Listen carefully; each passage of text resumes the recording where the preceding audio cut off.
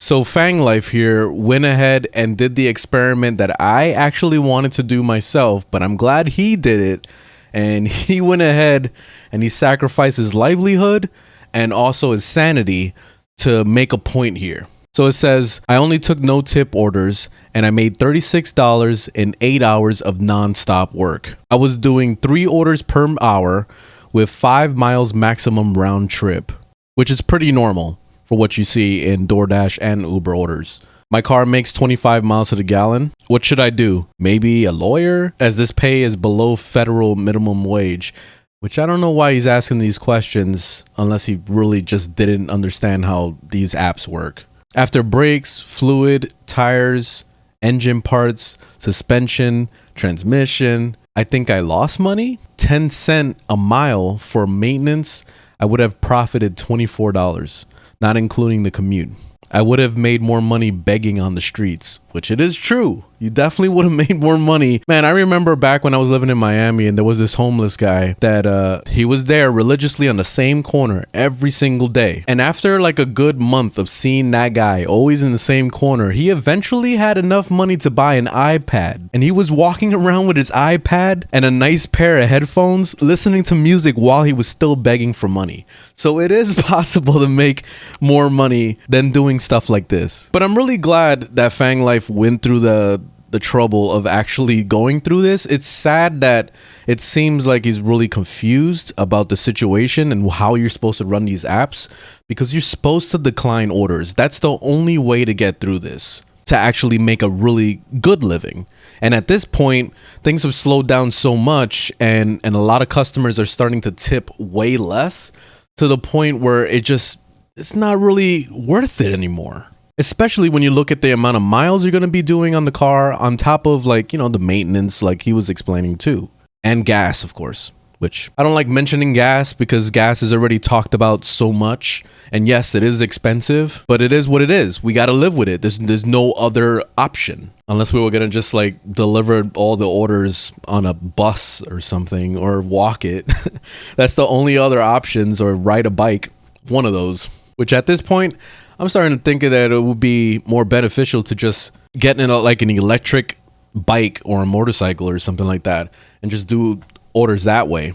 It's just the thing is that Uber and DoorDash is really unpredictable how big your order is going to be, because sometimes you're going to end up with orders that are just like ridiculous. Like it could be like 20 pizzas. You just never know. And especially with DoorDash, sometimes it'll just say unknown items on the thing, so you can't even tell if it's a bunch of pizzas, you know, until you actually get there to go pick it up.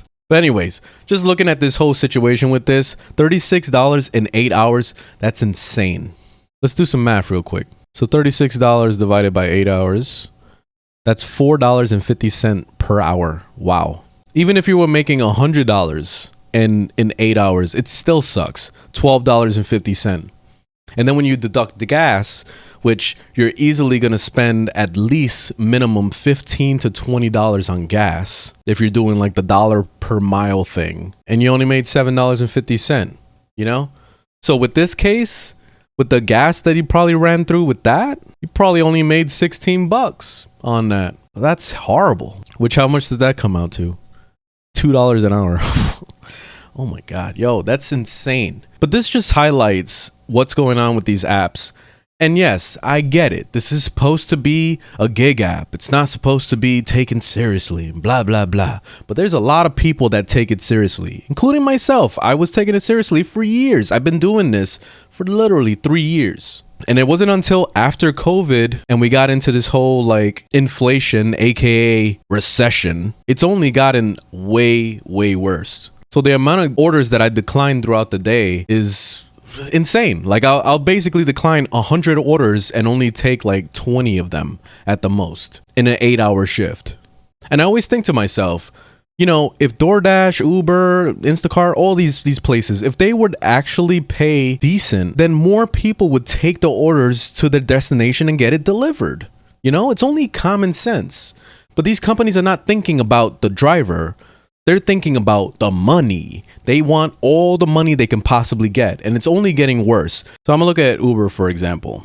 Here's an order that took me 40 minutes to do, and I made $13. That was kind of shitty, but It is what it is. It was a slow day. But check this out. When you look at the more details, you can see the delivery fees right here. So let's say the first customer paid $2.66 on the delivery fee, and they gave me a $6.39 tip. Whereas customer 2 had to pay a heavier delivery fee, $8.63, and gave me a lower tip, probably assuming that I was getting the delivery fee, so gave me a $3 tip. But you see the difference here? The one that had the lower delivery fee gave me a bigger tip. So it's obvious that customers are assuming that we get the full delivery fee. And if we did, it would be a totally different story. And since Uber usually only pays like $2 or $2.50 on most of our orders, the customer 1 fees, I paid 66 cents to Uber for that one. So that means I only made $2 base fee on that first order. And on the second one, it was pretty much the same thing. I made basically $2 on the second order.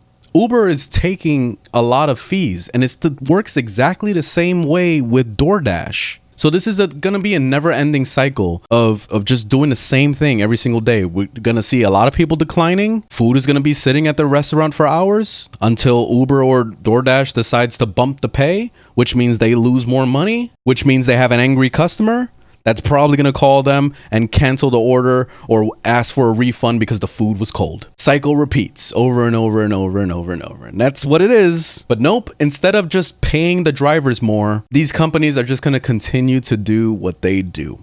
At the end of the day, though, I foresee a lot of people leaving these apps and starting to get normal jobs. I'm already starting to see a lot of people do that. I'm on my way to do that myself. And the only way for this situation to change is if we start to see more people quitting the apps and stop taking these $2 and $3 orders. Because eventually it has to give. And I feel like to pay drivers fairly, they need to pay at least a minimum of $1 per mile. And have the bare minimum be at least $5. So let's say if I was going to go 7 miles away and Uber or DoorDash paid me $7 guaranteed.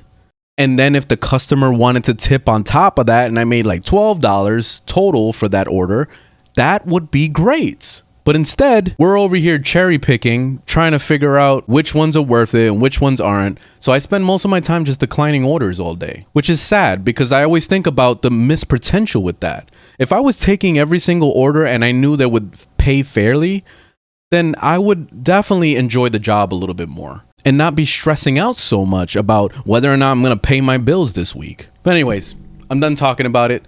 Thanks for watching. Leave a thumbs up if you liked the video, thumbs down if you didn't. And I'll see you guys in the next one. Hopefully it's not another Uber video, but whatever. I'm just so tired of talking about them. Anyway, later.